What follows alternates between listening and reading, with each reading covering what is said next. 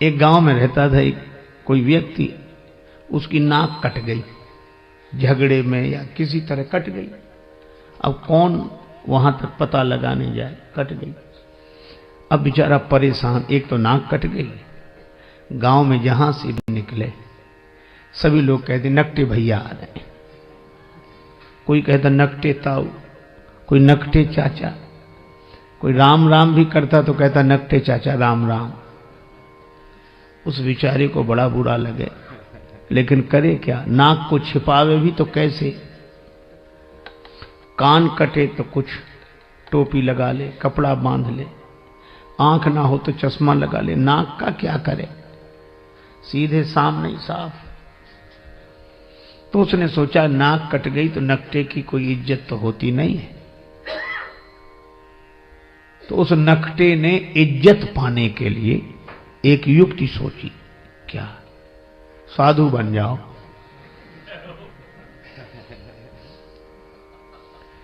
ताकि हमारी कटी हुई नाक पर ध्यान न जाए।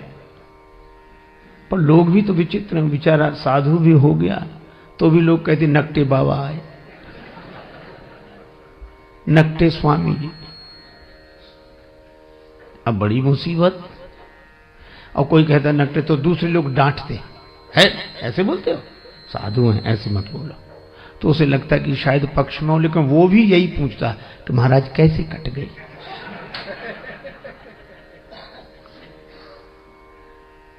अब उसको लगा कि इस क्या करें। तो एक कुटिल योजना उसने मन में बनाई। एक आदमी ने एकांत में आकर पूछा कि नाक कैसे कट गई। बोला ये बहुत बड़े रहस्य की बात है, कटी नहीं है, हमने खुद काटी है। सो क्यों? एक दिन भगवान ने कहा स्वप्न में, तू मुझे चाहता है, मेरा भक्त है, तो मेरे लिए क्या कर सकता है, तो मैं तुझे प्राप्त हो जाऊं।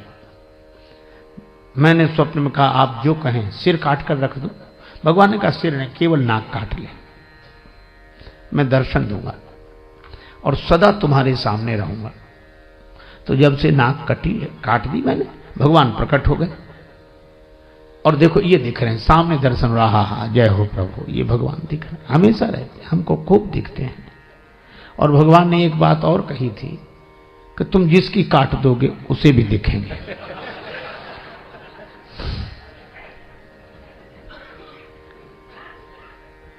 अब भगवान का दर्शन कौन नहीं चाहता, नाक कटे तो कटे। बोले लोग भले ही कुछ समझे, नाक कटे तो भगवान मिल रहे। तो कहा एक बात है, क्या, हमको भी मिलेंगे भगवान? हाँ मिलेंगे। तो काय को नाक कटवाता? बोले नहीं, नाक जाए तो जाए, दर्शन तो हो। तो कही आ जाओ सवेरे। गया, उसकी भी काटी। अब कहीं भगवान ऐसे मिलते हैं? उसकी नाक कटी, उसने कहा कि हमें तो नहीं दिख रहे कहीं। बोला हमें भी नहीं दिखते। कहा फिर ये हमारी काय काट दी? कहा कि हम अकेले परेशान थे, सब दो हो गए। अब उस बेचारे को मिला कुछ नहीं था उस नकटे के पास, और नकटों के पास किसी को कुछ मिलता भी नहीं है। लेकिन चूंकि अपनी नाक कट गई तो मजबूरी थी, अब वही हल्ला मचाने लगा, हाँ भगवान दिख रहे हैं, ये दिख रहे हैं, प्रत्यक्ष दिख रहे हैं, सामने दिख रहे हैं। अब पहले तो एक कहता था, हाँ, अब दो कहने लगे। बोलो, प्रचार इतना हावी हो जाता है कि प्रचार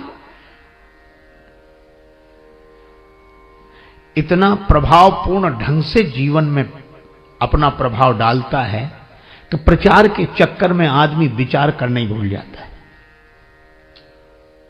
विचार बेचारा जैसी कौंधता है वैसी प्रचार। कोई कहता है अरे क्या बात करते हो, अगर कुछ नहीं होता तो इतना होता। तो आदमी फिर चुप रह जाए। अब दो कहने लगे, ये दिख रहे हैं भगवान, ये दिख रहे हैं। दो में से किसी को नहीं दिख रहे थे, पर चूंकि नाक कटी थी तो मजबूरी में कहना कि दिख रहे हैं।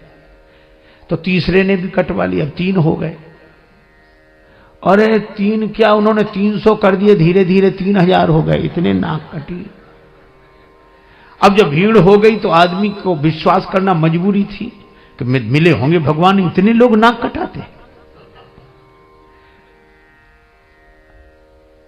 नकटों का समूह चल पड़ा, भीड़ की भीड़ नकटों की, किसी को कुछ नहीं मिला, सब हल्ला मचा रहे, झूम रहे, ना ये मिल गए, ये मिल गए। वो तो एक साहसी आदमी आया, उसने कहा हमारी कटी सुकटी औरों की तो बचा लें। तब उसने हिम्मत करके कहा कि यहां कुछ नहीं है। यही है, भीड़ के साथ एक ही शब्द है, भाड़। भीड़ भाड़, भीड़ अक्सर आदमी को भाड़ में ही ले जाती है।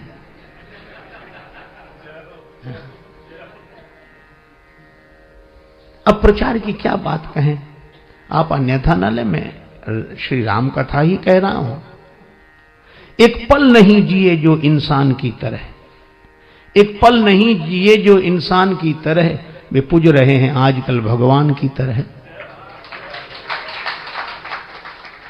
एक पल नहीं जिए जो इंसान की तरह, वे पूज रहे हैं आजकल भगवान की तरह। मेहरबानी मीडिया की, मेहरबानी मीडिया की, रुपयों की वजह से दुनिया में छा गए हैं तूफान की तरह। उपदेश दे रहे हैं औरों को शांति का, उपदेश दे रहे हैं औरों को शांति का, और आपस में लड़ रहे हैं पहलवान की तरह। और फूलों की तरह खिलते मिलते नहीं हैं संत, फूलों की तरह खिलते मिलते नहीं हैं संत, टीवी के खुलते खुलते दुकान की तरह। और राजेश त्याग हरि को धनियों के हाथ में, साधु भी बिक रहे हैं सामान की तरह। क्या ये विडंबना है। और यह बात मुझे तब याद आती है जब मैं सोचता हूं कि राम जी के दर्शन के लिए अयोध्या की देवियां भी गई, पर सहज श्रृंगार, क्योंकि जानती हैं भगवान सहजता पर रीझते हैं। आप जैसे हैं वैसे ही भगवान के सामने पहुंच जाएं।